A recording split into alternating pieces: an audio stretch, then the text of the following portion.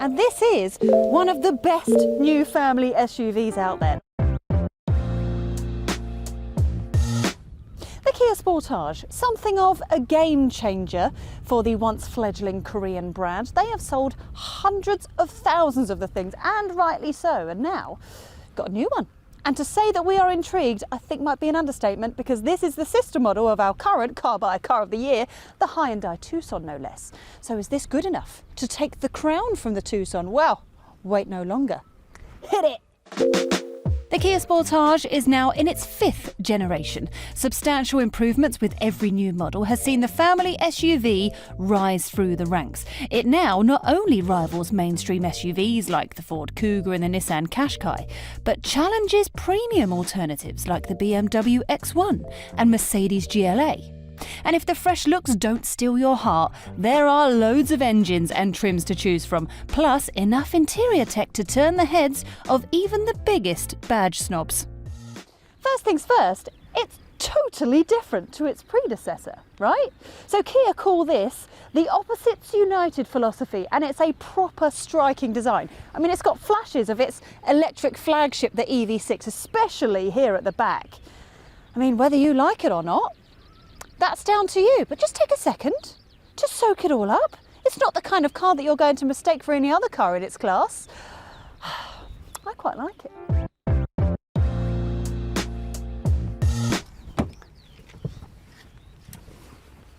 If you ask me, I think this is where the magic's happened. I mean, it's not like there was anything wrong with the old Sportage, but in here it feels like there has been a monumental step change. It actually makes the Volkswagen Tiguan look quite boring inside, because now we've got this lovely screen that sits nice and high up on the centre console. Now on higher spec trims like this one, it's accompanied by a very nice 12.3-inch digital instrument cluster. Now these two screens are joined together by a long black bank, which is taken from the EV6.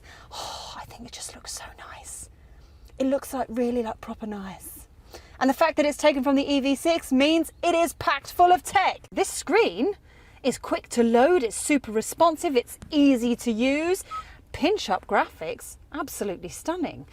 Now, they have managed to avoid putting the climate controls within the touchscreen, but it's not perfect. Instead, they've put it down here, look. Ta-da!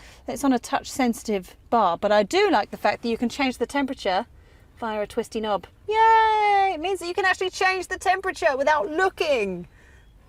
Amazing! Now look, it is worth noting that not all versions of the Sportage come with this setup. So if you go for the most basic version, then you just get a smaller screen here and you get analog dials, but you still get Apple CarPlay and Android Auto. So if that's all you want, or that's all you can afford, then it's no biggie.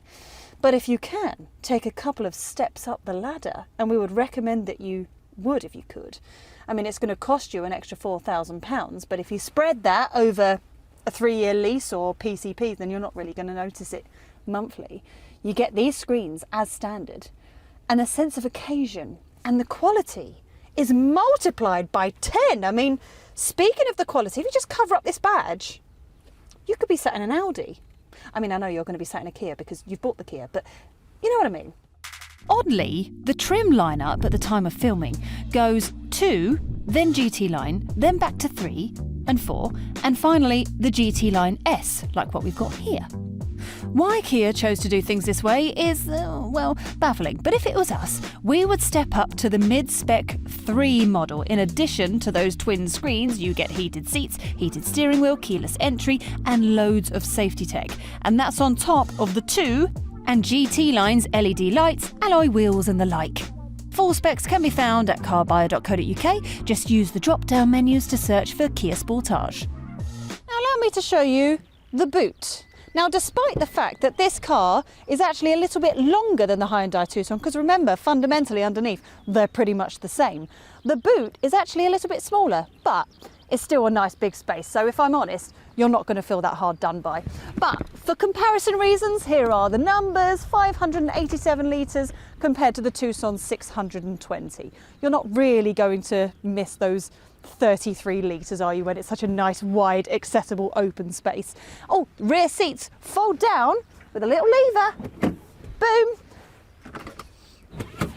Boom, and look at this.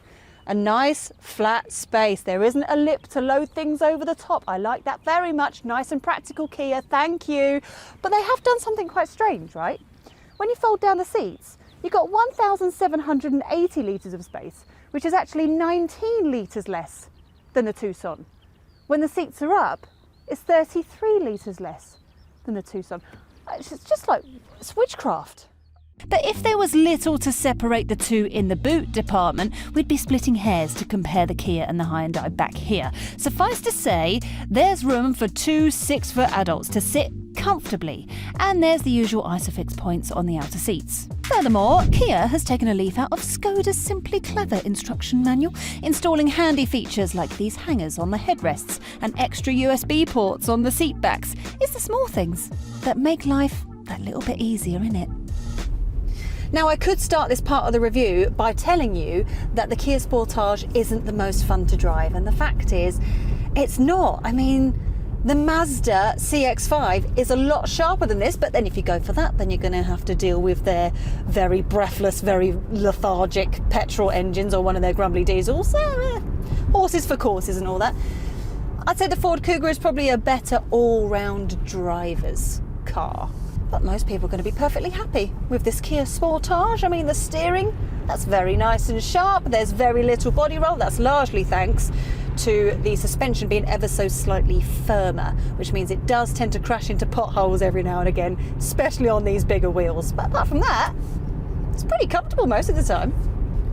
This is the kind of car that rewards a relaxed approach, especially in this hybrid model, because when you're driving it around town, it is so quiet, and it will do short periods on just electric power alone. Actually, if you're going to use this car for just going around town and doing short journeys, you're going to be quite surprised by how economical this can be. But it can get a little bit noisy when you try and pick up the speed, especially when you put your foot down, which is a shame, really. Because this isn't exactly a slow car. 0 to 62 takes 7.7 seconds, which 10 years ago, that was hot hatch speeds, sports car speeds, but now you've got that in a family SUV. But all of that commotion fades away once you reach your speed. It's a really nice, refined drive when you're on the motorway. And actually, if you are like everybody else and you listen to the radio while you're driving, you're hardly going to notice the road or the wind noise at all. All things considered, we reckon this hybrid is the pick of the range. There are petrols, diesels, and for the first time a plug-in model, while that will be out of interest to company car drivers thanks to its 40-odd mile electric range and low CO2 emissions. The cheaper conventional hybrid may prove more economical in day-to-day driving, especially if you've got no intention of plugging it in. Kia quotes 48.7 miles per gallon and CO2 emissions of 132 grams per kilometre for this non-plug-in hybrid. Those would have been diesel numbers a decade ago. There's no pure electric Sportage. Kia will push you in the direction of the forthcoming Niro EV or EV6, should you want one of those. Finally, it is worth remembering that every new Kia comes with a 7-year, 100,000-mile warranty for ultimate peace of mind. And that, my friends, would be a deal maker. Oh, is that what you've been waiting for? Deal makers and deal breakers? Oh, all right, let's do it. Not every model gets the beautiful twin screens. If you can, we'd step up. They elevate the cabin from a good one to a great one. The tech is slick too. Even the petrol shouldn't cost an arm or a leg to run, but the hybrid should slash your fuel bills significantly. The Hyundai Tucson, on paper at least, is ever so slightly bigger than the Sportage, but you're not going to really notice that on a daily basis. This is still a very practical car. Now, it seems a little bit unfair to jot this down as a deal breaker. Ultimately, most will be very, very happy with the way that the Sportage drives. Yet, it's neither the sharpest nor the most comfortable car in its class. Depending on what you want, there are rivals that do it better. So, does the new Kia Sportage have what it takes to beat the Hyundai Tucson at our next Car Buyer Best Car Awards? It is close. And this is one of the best new family SUVs out there. And oh, it does have the edge when it comes to the interior, because that is so nice. But the Tucson drives better. If only there was a way to get them both side by side, and then we can really test them properly. Oh! maybe something coming soon. If you enjoyed this video, then you can watch our Hyundai Tucson review, as well as our family cars playlist. Thanks for watching.